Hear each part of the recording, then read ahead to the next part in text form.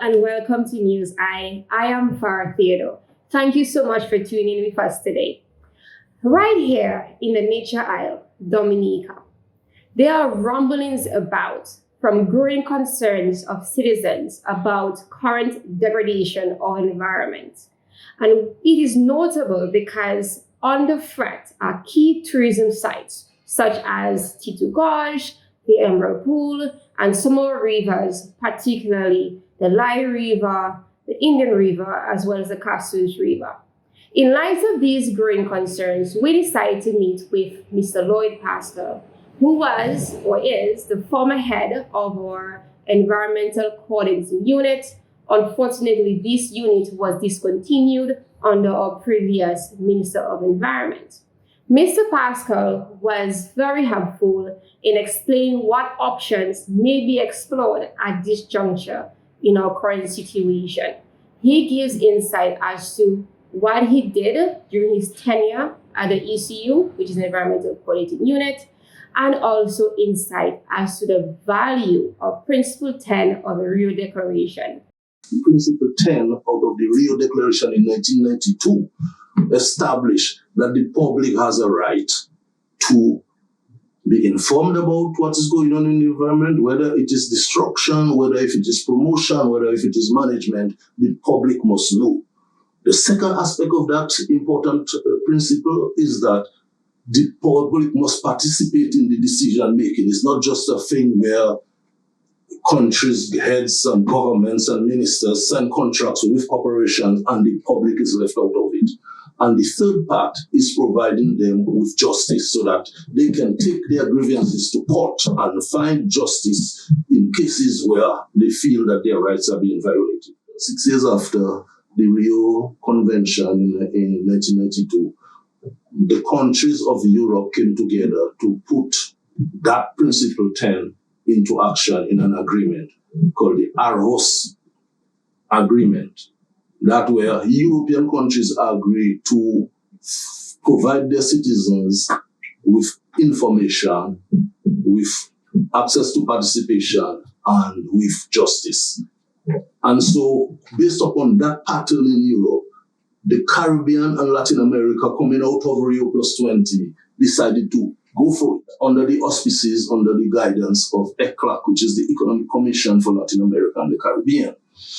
So ECLAC headquarters is based in Santiago de Chile, and they met several times. I myself was I represented Dominica in all of the discussions, and for 2 years, we met steadily in different parts of Latin America, in different cities and so on, putting the framework together for an agreement. We finally agreed to approve this thing in the city of Escazú in Costa Rica in 2018. Well, we do appreciate the work that Mr. Pascal has done, as well as his explanation of Principle 10 and his correlation to the formation of the Escazú Agreement. Now, the Escazú Agreement is a legally binding environmental treaty among Latin American and Caribbean countries. It is the first of its kind in the world, and it really is an empowering document that can be applied to our citizens here. Now, Dominica signed on to this treaty back in November 2020. However, it has not been ratified by Dominica to date, in spite of the fact that it entered into force last year on Earth Day, April 22nd, 2021. So the question is, well, if Dominica has not ratified this treaty, then how can it be used as an instrument for change here? So thankfully, Mr. Pascal also provided some context as to how exactly it can be applicable to our situation in Dominica. So the fact that this thing came out of the Rio Convention, that we were there in Rio in 1992, the fact that we were there in Rio 20 years later in 2012, because we have followed, as a member of the United Nations Organization, we have followed all of these international instruments, international conventions, and so on. and meetings to put us as eligible to use, for example, the polluter pay principle. And also, what it gives us an opportunity is for, because this is a matter for a government to do, but if the government does not have any kind of watchdog organization, any kind of local NGO that can make representation to our elected representatives, to our government, to our Minister of Foreign Affairs, to our Minister of Environment, to let them know that what is happening in Pocassi, what is happening in the Cassibrus River, what is happening in Mont Wapiton, in Titu Gorge, and so on, that is above. All of these, what we call atrocities, can be challenged under international law, can be challenged, and therefore it is left for the people of Dominica to be conscious, because it appears that the consciousness is level as though we just cry, "Hélas, look at what they're doing to our rivers." There are enough well-spoken people in the Dominican society. There are enough attorneys that understand those things that can take this thing up immediately. There is enough support in the international, because the NGO, the non-government organization, or the public representatives were very strong in the establishment of that thing. I mean, there's a group of lawyers from Jamaica who attended every single session, but not just Jamaica, the indigenous people of Latin America all over, they participated in all of the discussion as representing the public. And therefore, it is a shame that Dominica is not, neither the government nor the NGO community is paying attention to that. But the time has come where we need to have a consciousness rising, waking up call of people to join the rest of the world in the environmental protection and sustainable development. Because when we talk about sustainable development, we're talking about our children and our children's children need to meet a Dominica that is a Dominiki do possible. We need to talk about a Dominica, what the words of our national anthem explains to us about the beauty of this country. But if we're seeing that development is destroying rivers, if we're seeing that development is destroying some of the best beauty sites, the Emerald Pool, the Titu Gorge, are being,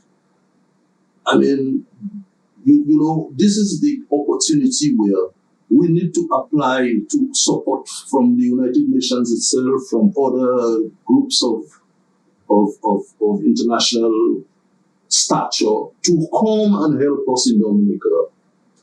Because, the ECLAC, remember, ECLAC, Economic Commission for Latin America and the Caribbean, that United Nations body is the one responsible for doing all of the work to bring this convention together. We are a member of ECLAC. We are a member of the United Nations organization, and therefore we should seek the assistance of ECLAC itself to, convince the government to take action. We should seek, the organizations in Dominica that are dormant, that are sleeping, should wake up. Something should happen. Right. So that they can stick. Because there was a time when Dominica was very prominent in terms of the region and the world in positions taken. But now everything has gone to sleep and to rest.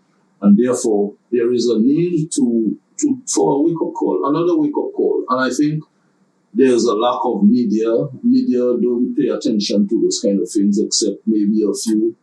The media house, I think, that has given most coverage of this thing is Montserrat.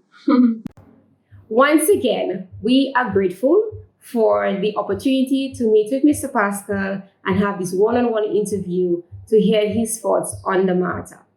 Now, there is a deep sense of frustration, of confusion, and even hopelessness among the people because, yes, a lot has been happening in Dominica in spite of, the current situation in terms of environment. And therefore, I guess this is that sentiment that really concerns many people as to where do we go from here? How do we address these challenges? And as I said, we appreciate the input from Mr. Pascal, But I also like to draw us back, not that long ago, but a little about 26 years ago, when we had a similar situation. Similar in terms of there was a real threat to our fragile, delicate ecosystem. And it was through the efforts of our local NGOs, notably our trade unions, the Dominica Conservation Association, that was represented by our very own Atherton Mate. And he and them collaborated with international foundation agencies, such as Project Underground from the US, and also Mr. David McTaggart, who is a former chairperson of Greenpeace and also founder of the Third Millennium Foundation, who offered great support to our people to really challenge and confront the Australian mining company, Broken Hill Proprietary, also known as BHP. The reason for this is because BHP was the largest mining company from Australia at that time. And in 1995, they expressed interest in forming a copper mining operation down here in Dominica. And what really triggered the whole movement, that response was, in 1996, the government of the day pushed through an act through Parliament called the Mining and Minerals Act 1996, which was actually drafted by BHP. And that act also enabled not only to fast track the mining operation, but also laxed the requirements for environmental assessments, because it made them discretionary rather than mandatory. Discretionary meaning they did not really have to do that. So there was no real obligation on the company to do so.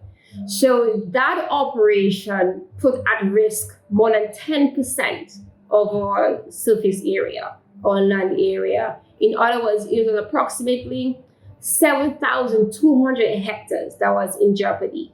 So we appreciate the efforts of Mr. Mate, representing the DCA, and everyone else who stood up on behalf of Dominica and spared us such a disaster as happened similarly in Papua New Guinea by the very own BHP, called the OK Teddy mine scandal.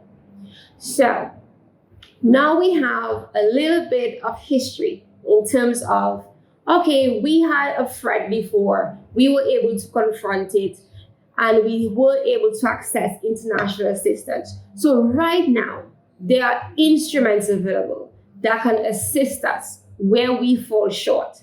So let us not lose hope. We love our country. Dominica is a fascinating place. Some of us refer to it as the Eden of the Caribbean. And let us use our resources. Let us network and collaborate and seek out, donor agencies or other environmental groups who will be more than happy to step in and give us the assistance we need. Yes, it's a sad situation. Yes, it's unfortunate, but we are able to protect what is ours, because if we don't do it, then who will? Dominica, the Isle of Beauty, the Isle of Splendor. Thank you so much for tuning for us once again here at NEWSI. We do appreciate you, and let us work together to make this as special a place as it has always been and save our nature island of the Caribbean.